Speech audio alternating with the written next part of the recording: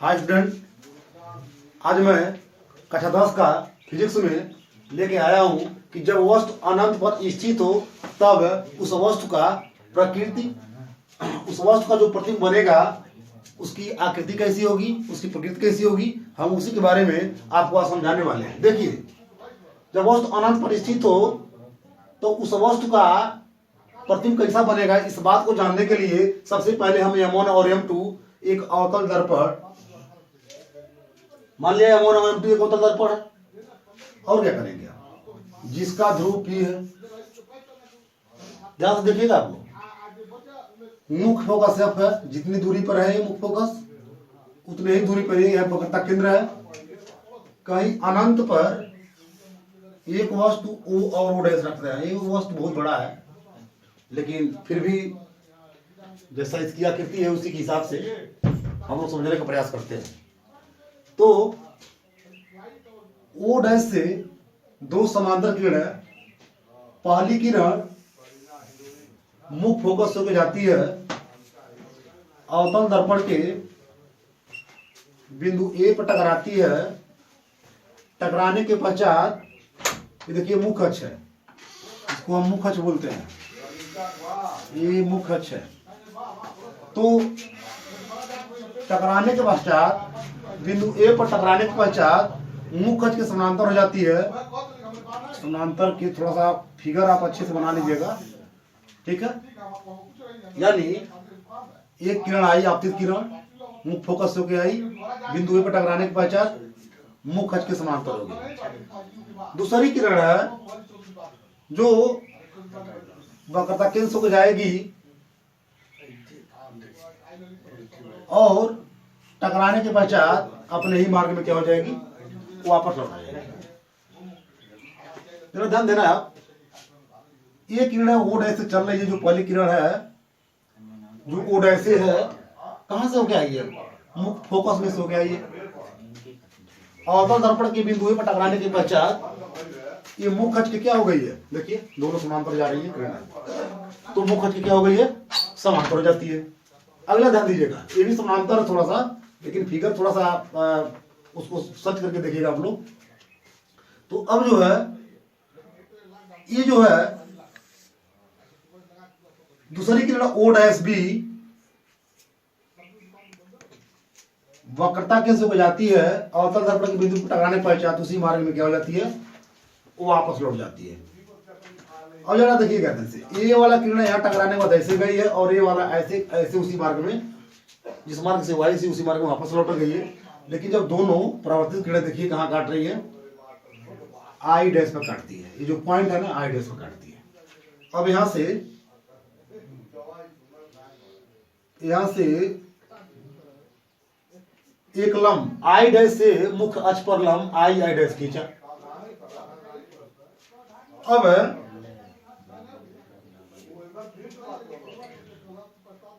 यह प्रतिबिंब मुख्य फोकस में बना हुआ है, तो आई O का प्रतिबिंब है। आई क्या है, आई क्या है, O का प्रतिबिंब है।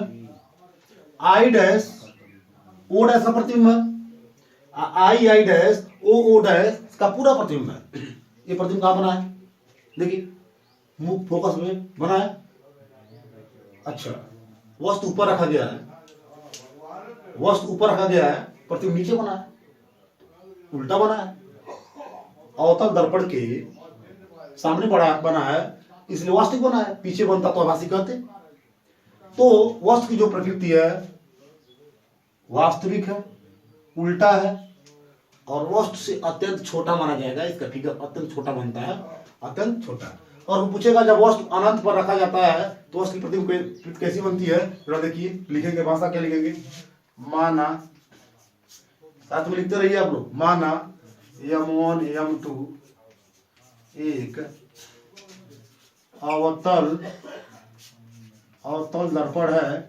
माना M1 और M2 एक अवतल दर्पण है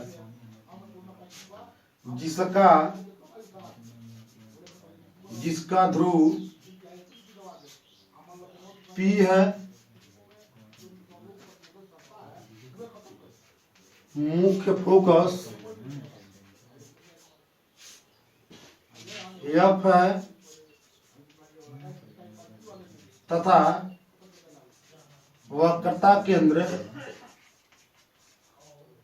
सी है।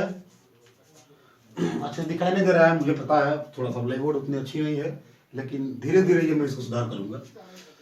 मुख्य अक्ष पर अनंत पर, मुख्य अक्ष पर, मुख्य अक्ष पर अनंत पर एक वस्तु ओ डैश रखी गई है। देखिए ओ डैश पर एक ओ डैश एक वस्तु रखी गई है। अब ओ डैश से दो समांतर किरणें चल रही हैं। ओ डैश से दो समांतर किरणें चल रही हैं। थोड़ा सा स्पीकर को ऐसे कर लीजिए थोड़ा सा, चलिए ठीक है, उसको बना लीजिएगा, ठीक है। ओ डैश रखी गई है। ओ डैश से चलने वाली दो समांतर किरणें, पहली किरण फिगर देख के ही आप लोग इसको जानिएगा, रटिएगा मत। पहली जो किरण है कहां से जा रही है, मुख्य फोकस हो जाती है। पहली किरण मुख्य फोकस से होकर जाती है अवतल दर्पण के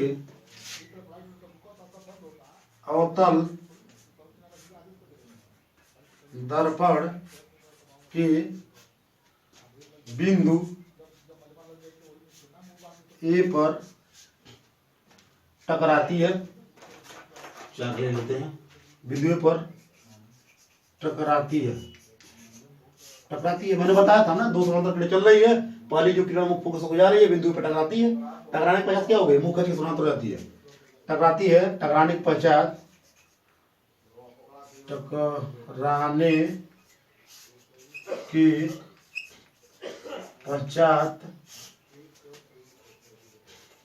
मुख्य अक्ष के समांतर चली जाती है। जैसा देख लीजिए फिगर में, मुख्य फोकस हो गई है, बिंदु पे टकराई है, टकराने के पश्चात क्या हो गई, मुख्य अक्ष के समांतर हो गई है। दूसरी किरण क्या है, दूसरी किरण ओ डैश बी वक्रता केंद्र से गुजर रही है। दूसरी किरण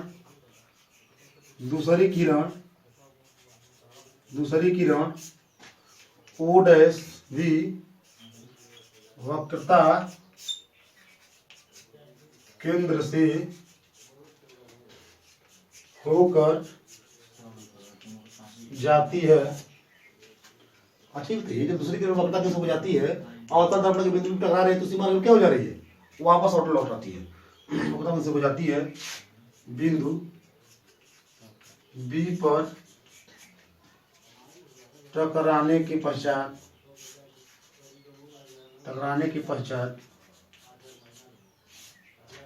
उसी मार्ग में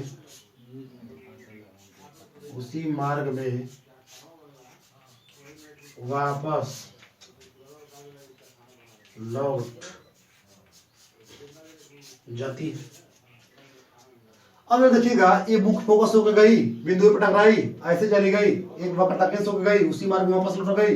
लेकिन ध्यान दीजिएगा, ये किरणें ऐसे देखिए दोनों आ रही हैं। यहाँ टकराने में जब वापस लौट रही है तो ऐसे जा रहा है और ऐसे जा रहा है, तो कहीं न कहीं ये दोनों जिस बिंदु पर काट रहे हैं, हमने उसको आई डैश माना, तो ये दोनों परावर्तित किरणें आई डैश पर काट रही हैं। तो आई डैश से हमने क्या किया, इस मुख्य अक्ष पर लंब खींचा, तो आई डैश मुख्य अक्ष पर क्या होगा, लंब खींचा। तो लिख देंगे दोनों परावर्तित किरणें, दोनों परावर्तित किरणें आई डैश पर काटती हैं, आई डैश पर काटती हैं। आई डैश से मुख्य अक्ष पर लंब खींचा आई डैश प्राप्त हुआ। ठीक है, अब जरा देखिए क्या लिखेंगे। आई ओ का प्रतिबिंब है, आई कामा ओ का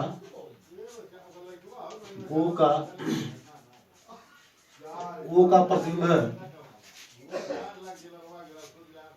आई डैश ओ डैश का प्रतिबिंब है, आई डैश ओ डैश का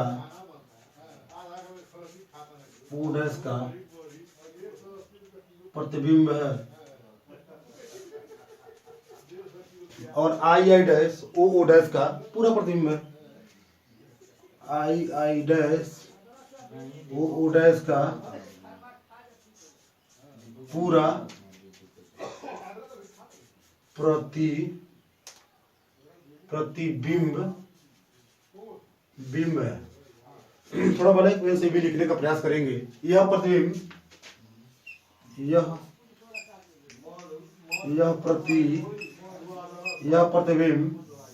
देखिए वास्तविक उल्टा वस्तु से अत्यंत छोटा बनता है। वस्तु से